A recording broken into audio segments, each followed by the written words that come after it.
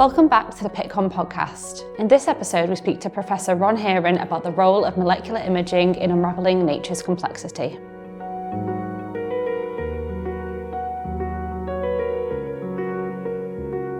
So my name is Ron Heeren. I'm a Distinguished Professor of Molecular Imaging at Maastricht University in the Netherlands. I'm also the director of the Maastricht MultiModal Molecular Imaging Institute, which is a whole mouthful, but you can remember M for I, Maastricht for Imaging.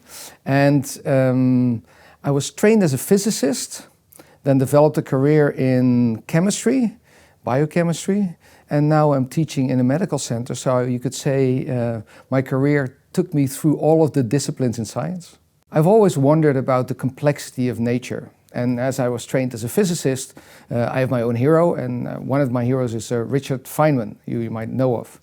And he once said in an interview, but you get to stop and think about it to really appreciate the complexity, the inconceivable nature of nature. And actually I love that quote because it sort of describes what triggered me to go into science, which is to satisfy my own curiosity and understand this complexity of the world around me. The field I'm engaged in is molecular imaging using mass spectrometry.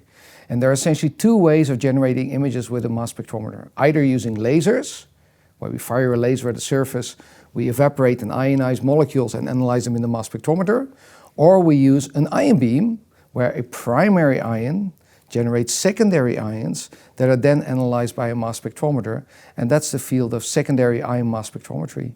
And actually in my work we use both in concert because each of the technologies has complementary features. But the beauty of SIMS is that it can achieve spatial resolutions like no other technique in imaging mass spectrometry. What is molecular imaging more broadly, and what are its advantages? So molecular imaging is a form of, if you want, molecular photography, where we try to take snapshots of the molecules that are on very, very complex surfaces, such as tissue sections from biopsy of cancer patients, but also solar cells, or even leaves in a vineyard where microbes are growing on the leaf, and we try to fight them. And what molecular imaging does, it produces a map or a photograph of the spatial location of the molecules combined with the identity of the molecules themselves. So the two combined give you the spatial location and the molecular identity. And how can secondary ion mass spectrometry be employed in molecular imaging? The beauty of secondary ion mass spectrometry is its incredible spatial resolution. So these ion beams can be focused down to a very, very small spot. Spots down to 50 nanometers. So what we can do in the field of molecular imaging, we can generate very, very detailed pixels, very small pixels, which provide us an insight of what's going on in a single cell in the context of a complete tissue. So that is what SIMS brings. It brings very high spatial resolution. And one added advantage is that we can play a trick. So if we think about cells, we can actually sputter away layer by layer an individual single cell and create a three-dimensional map of all molecules in that single cell. So that is the advantage of SIMS in molecular imaging. In what medical fields can advances in digital molecular pathology have an impact? Digital pathology is essentially the pathologist looking at digital images rather than through his microscope. As molecular imaging using mass spectrometers generates these images, these digital images can be actually shared very easily with the pathologist. In fact, they can be a layered overlay on top of the optical images that they already have. Now that approach, where the pathologist, which normally looks at the morphology of a cell, can now augment the way he looks at his problem with the molecular information.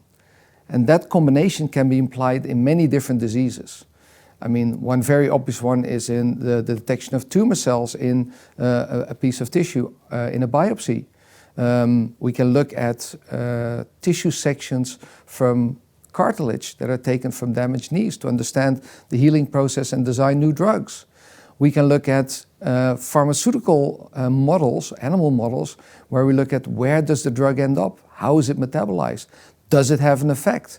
Because those are all problems in a spatial context. So in biomedicine, but also in pharmaceutical research, these technologies can be applied with a gold star. How can innovative imaging technologies offer new insights into life's complexity, like you were mentioning at the top of the interview? The beauty is that as our mass spectrometers are getting better and better, we're actually literally seeing in these images more and more molecular detail. Some of these molecular changes that trigger a process of disease or people want to interfere with when designing a new drug to circumvent a disease are related to very minute molecular changes. For me, the beauty of what mass spectrometry imaging can do is that it really can unravel this complexity at levels of spatial detail and levels of molecular detail. The 34th James L. Water Symposium did highlight the development, commercial construction and recent advances in instrumentation and its applications. What are some of the recent advancements in secondary ion mass spectrometry? The beauty of the James L. Water Symposium here is that it highlights instrumentation advances. And in this symposium, some of the leapfrog technologies that were highlighted, that we were working on, is the use of a detector from CERN in the molecular pathology field to really accelerate the field orders of magnitude. And with accelerate the field, I mean accelerate the rate that we can generate these images. Right now, on a typical commercial instrument, we would take about 100 to maybe 1,000 pixels per second, and every pixel corresponds to a mass spectrum. With these new detectors from CERN, we can now take millions of pixels per second, which means that we're very close to achieving our, at the moment, ultimate goal. Ultimate goals always change, of scanning one tissue slide in 1 minute. So then our molecular imaging technologies with SIMS and MALDI would seamlessly fit in to the digital pathology workflow. How important is it to understand the history of the important contributions and cooperations in this field? The importance of history cannot be stressed enough in my mind, because we all stand on the shoulders of giants. I mean, if I looked at the symposium at this Pittcon, Nick Winograd sketched the evolution of SIMS, and he highlighted Slotgen and Castaigne. And those were two researchers that in the 1960s already developed one of the approaches that we are still working with now. Now we've really leapfrogged away with all the new technologies that they did not have available. But the basic ideas are still there. And what you see, and I think that happens throughout science, is that these early ideas are now accelerating because of all the new technologies that are available. So, and that I think is something which this symposium beautifully highlighted, because it really brought together all these different elements. So instrumentation engineering, application in the clinic, targeted pathology, and the history on which it all was based. And what are the current challenges within the field of secondary ion mass spectrometry-based molecular imaging? So one of our biggest challenges at the moment is the sheer amount of data we produce. But if I generate, let's say, 3 terabytes in 10 minutes, and I have to store that for 10 years, or for 15 years, then my storage bill is going to outweigh my electricity bill very, very quickly. So that's a major challenge. How do we deal with that? And researchers are looking into smarter solutions of storing data, maybe already only acquiring what is really relevant, so to reduce the amount of data that we generate. The other aspect of the challenges that we face as far as data is concerned, so what do we do with the data and how do we interpret it? So we need smarter artificial intelligence, machine learning, neural networks tools to actually go through that data and find the relevant treasures that we're looking for to understand this complexity of health and disease.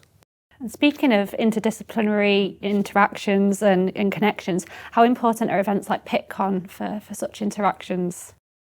Actually, we had a very interesting discussion last night with a couple of scientists on exactly this topic. So how does a community like Pittcon stimulate interdisciplinary sciences? And actually it's these symposia where you serendipitously encounter new researchers and you hear of new research that you have not heard of before that actually accelerates your own thinking. So the technical program of Pittcon really assists the exchange of ideas. And for me, that's also the message I give to my students that I supervise. Go there and don't go to the field that you're accustomed to. Don't go to the people you know, but just go to a lecture where you think, oh, this sounds interesting, but I have no clue what it is. Because then you'll really start to exchange and learn from other disciplines. And then you facilitate that interdisciplinary exchange.